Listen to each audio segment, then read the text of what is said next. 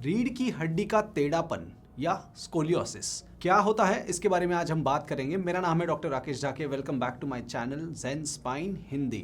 Scoliosis की अगर definition को आप देखें तो स्कोलियोसिस का मतलब ये होता है कि रीढ़ की हड्डी का साइडवर्ड्स डायरेक्शन में, मतलब ये वाले प्लेन में, कोरोनल प्लेन में, ऐसे प्लेन में अगर स्पाइन टेढ़ा है और वो टेढ़ापन अगर 10 डिग्री से ज़्यादा है तो हम उसको स्कोलियोसिस कहते हैं।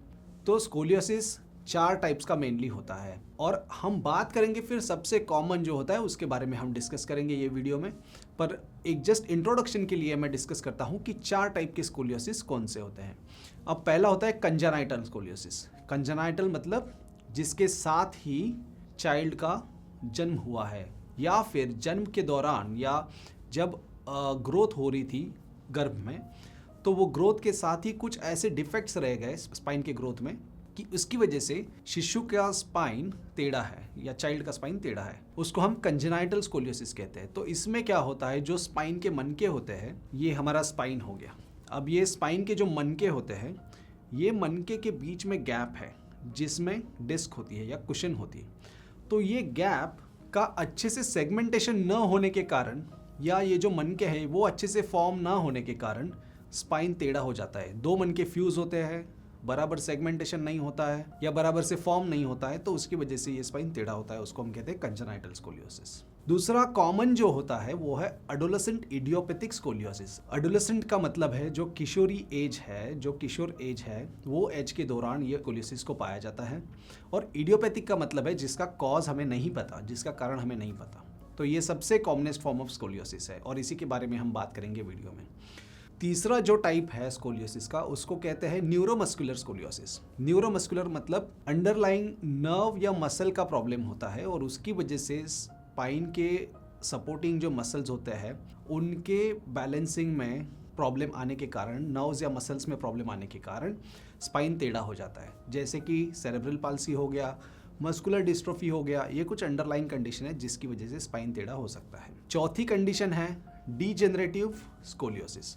डीजेनरेटिव का मतलब है एज के हिसाब से जब वेयर एंड टेयर होता है स्पाइन में, तो घर्षण की वजह से या वेयर एंड टेयर की वजह से स्कोलियोसिस हो सकता है और ये ओल्ड एज में पाया जाता है। जैसे 50-60 more than that age group में ये स्कोलियोसिस पाया जाता है। तो अब बात करते हैं सबसे कॉमनेस्ट फॉर्म ऑफ स्कोलियोसिस की, जो है एडोलेसेंट इडियोपैथिक स्कोलियोसिस, जिसका मतलब मैंने आपको ऑलरेडी ही समझाया है। और ये स्कोलियोसिस पाया जाता है एडोलेसेंट एज में, किशोरी एज में, और ज़्यादातर ये फीमेल्स में पाया जाता है कंपेयर टू मेल्स। और ये उम्र जो है वो 10 से 20 के बीच में या 10 के पहले भी ये आ सकता है। 10 के बीच में कॉमनेस्ट प्रेजेंटेशन होता है ये लड़कियों का। और जो सिम्टम्स इसके होते हैं, जो लक्षण इसके होते हैं कि वो खुद या उनके क्लोज्ड वंस जैसे उनके पेरेंट्स हो गए, वो नोटिस करते हैं कि इनका स्पाइन थोड़ा सा टेढ़ा लग रहा है या फिर उनका एक कंधा थोड़ा ऊपर लग रहा है या उनका हेड बराबर स्पाइन में सेंटर पे नहीं है, या वो जब खड़े होते हैं तो एक साइड ज़्यादा लंबी लगती है, एक साइड छोटी लगती है, या ये जो दोनों गैप होते हैं हाथ और शरीर के बीच में, ये गैप एक साइड में ज़्यादा होता है, एक साइड में कम होता है। जो हमारी वेस्ट लाइन होती है, जो कूल्हे की हड्डी होती है, एक साइड में नीचे होती है, एक साइड में ऊपर होती है। तो ये सारे लक्षण स्कोलियोसिस के पेशेंट्स में पाए जाते हैं। स्कोलियोसिस अगर माइल्ड डिग्री का हो, बहुत ज़्यादा सीवियर ना हो, तो कपड़े पहनने के बाद बहुत बार ये स्कोलियोसिस दिखता भी नहीं है। कब ऐसा स्टेज आता है कि हमको इसका कुछ करना पड़ता है, ट्रीटमेंट करना पड़ता है, तो ट्रीटमेंट के बारे में बात करेंगे। तो जो पेशेंट्स ग्रोइंग एज में होते हैं, जो 10 साल से कम होते हैं या स्केलेटल मैच्योरिटी के पहले, जैसे अगर लेडीज़ का देखें तो महीना या फिर पीरियड्स आने के पहले इनकी हड्डी की ग्रोथ जारी होती है, तो हाइट बढ़ती रहती है। और हाइट स्कोलियोसिस का दुश्मन है।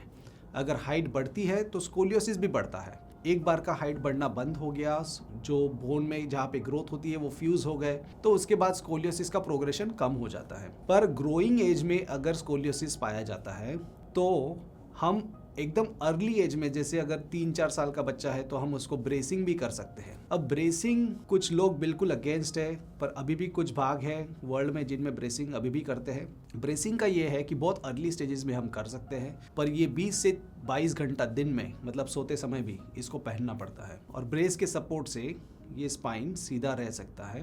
पर अगर पेशेंट का स्केलेटल मैच्योरिटी हो गया है, समझो इनको अगर लड़की है तो महीना आ गया है, पीरियड्स चालू हो गए, हाइट अच्छी अटेंड हो गई है, तो उसके बाद में ग्रोथ नहीं होती है तो स्कोलियोसिस भी ज़्यादा बढ़ता नहीं है। ऐसे पेशेंट्स में हम कर्व का मैग्नीट्यूड देखते हैं, मतलब कितना खराब कर्व है, कितना ज़्यादा स्पाइन टेढ़ा है। अगर कम टेढ़ा है, 20-25 डिग्री का है, तो you can wait and watch, आप देख सकते हो कितना बढ़ रहा है, ईयरली फॉलोअप रख सकते हो या 6 महीने पे फॉलोअप रख सकते हो। तो उसके हिसाब से अगर कर्व बढ़ता है वो टाइम पे भी आप सर्जरी इसका करा सकते हो। पर अगर कर्व 30-35 डिग्री से ज़्यादा है, दूर से दिखने में पता चल रहा है कि थोड़ा टेढ़ापन है, पेशेंट का सेल्फ कॉन्फिडेंस डगमगा गया है, अगर आगे जाके समझो कुछ फैंसी कपड़े पहनना चाहते हैं, शॉर्ट्स पहनना चाहते हैं, तो उनको लो फील होता है, वो पहन नहीं सकते हैं, उनको कॉस्मेटिकली अच्छा नहीं लगता है, तो ऐसे पेशेंट्स में भी सर्जरी एक इंडिकेशन बन जाता है। तो सर्जरी अगर 30-35 डिग्री से ज़्यादा कर्व है और अगर ये सब इंडिकेशंस है, पेशेंट को पेन भी है बैक में,